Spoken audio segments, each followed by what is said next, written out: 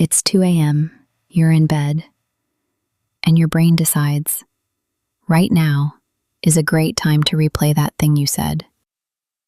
Not the important thing, the one sentence, the pause that felt slightly too long, the way their expression shifted, just for a second, and you just can't stop.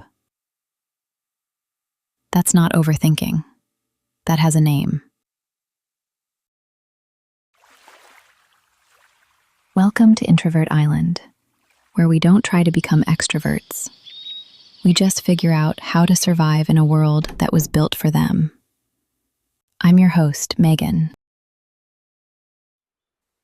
Today we're talking about the loop, the one that starts the moment you close your eyes and doesn't stop until your alarm goes off. We're going to look at why this happens, why telling yourself to just let it go literally doesn't work, and what actually helps. I want to tell you about a meeting I had with an overseas business partner. It was a normal call, professional, friendly, and somewhere in the middle of it, I said something wrong. Not catastrophically wrong. One sentence. The kind of thing most people would forget by the time they closed their laptop. I did not forget. That night I couldn't sleep. Not because the meeting went badly, but because I couldn't stop replaying that one sentence, asking myself if it would affect the partnership, if they'd like me less, if the whole thing was quietly falling apart, because of 12 words I couldn't take back. And here's the part that really got me. It wasn't just that night.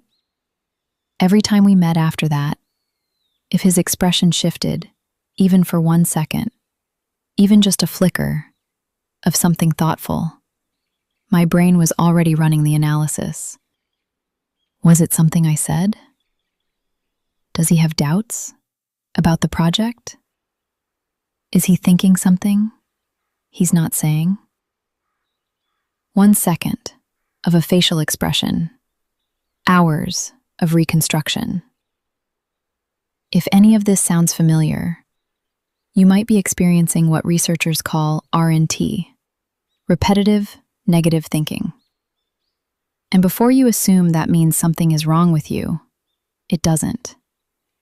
It means your brain is doing exactly what it was built to do, just at a volume most people can't hear. Why we're wired this way.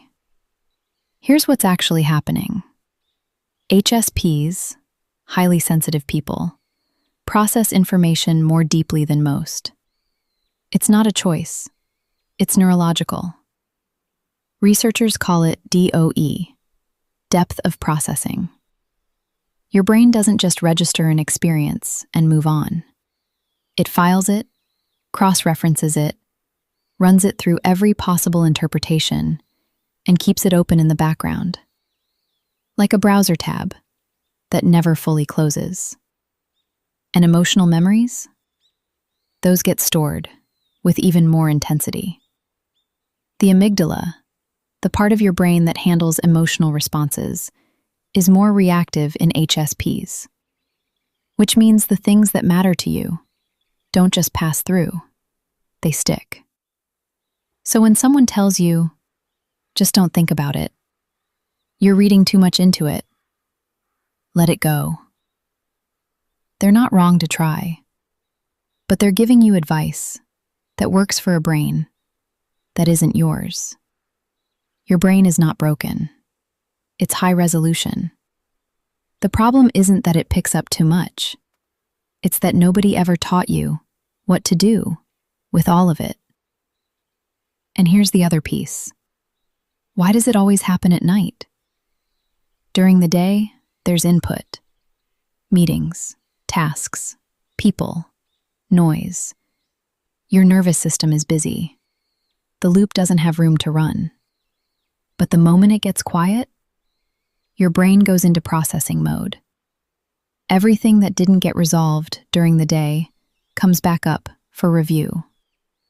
It's not random. It's your brain doing its job, just at the worst possible time. Okay, so we understand the loop. We know why it happens. Now, what do we actually do about it? Two things. Small, specific. They work. The first one, give your brain a closing ritual. The loop keeps running because, as far as your brain is concerned, the file is still open. The case is unresolved. So, close it, intentionally. Before bed, take 2 minutes. Write down the thought that's circling. Not to analyze it, just to get it out of your head and onto something external. Then, and this part matters, write one sentence next to it. Something like, I can't know the answer tonight, so I'm choosing to come back to this tomorrow. It sounds simple, but your brain responds to ritual. You're not suppressing the thought. You're giving it a place to sit so it doesn't have to keep knocking. The second one, schedule your worry. I know how that sounds.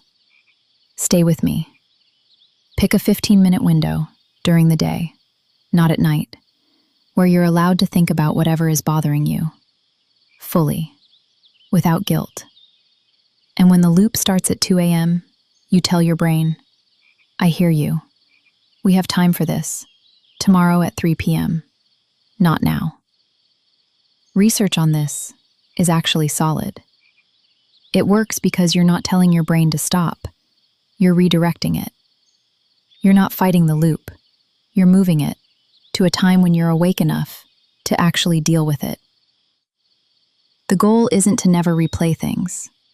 If you're an HSP, that's probably not realistic. The goal is to stop letting the loop run your nights. So here's what I want you to try this week. Tonight, or the next time you catch the loop starting, write it down. One sentence. That's all. And then tell yourself, not tonight. And if you've ever lost sleep over one sentence, one expression, one moment you couldn't stop replaying, tell me about it in the comments. I genuinely want to know.